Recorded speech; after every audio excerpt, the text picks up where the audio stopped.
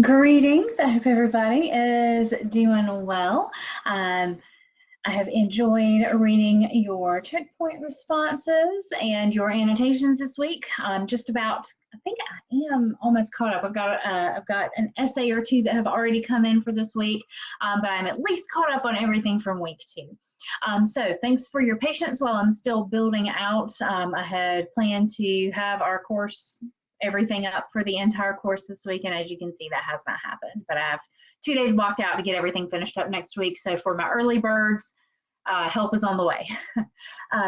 So this week I have pulled back on all of the extra articles and things. I know you all have an essay to write. We're starting to read our textbook. Well, it's not a textbook in the traditional sense, but the book, The Immortal Life of Henrietta Lacks.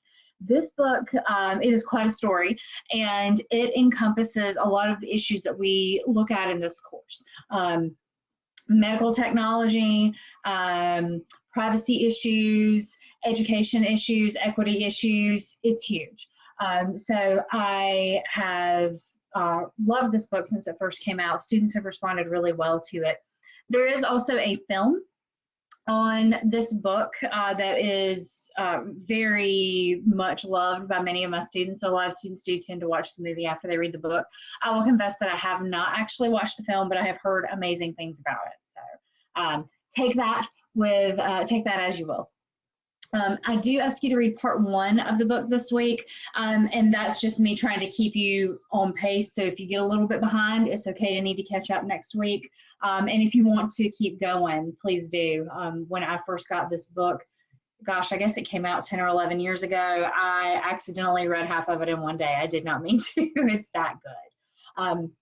Rebecca Skloot did an amazing job with her research on Henrietta Lacks, with her work with the family for many years.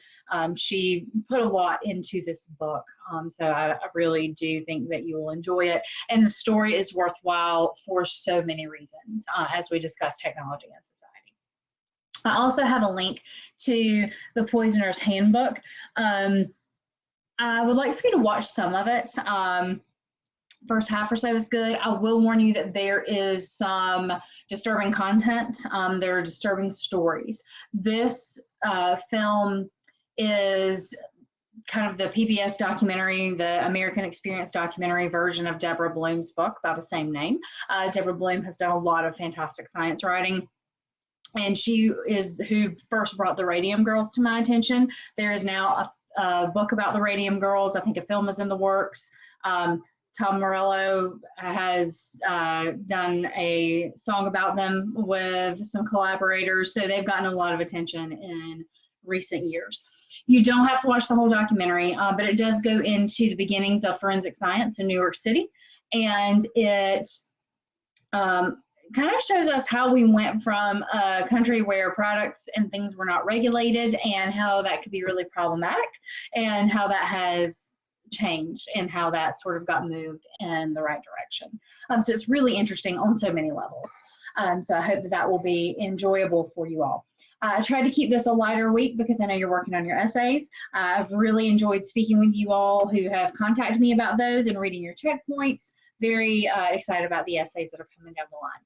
So as you're working on your essay, as I've said before, keep your focus on analysis, thinking about what this character means.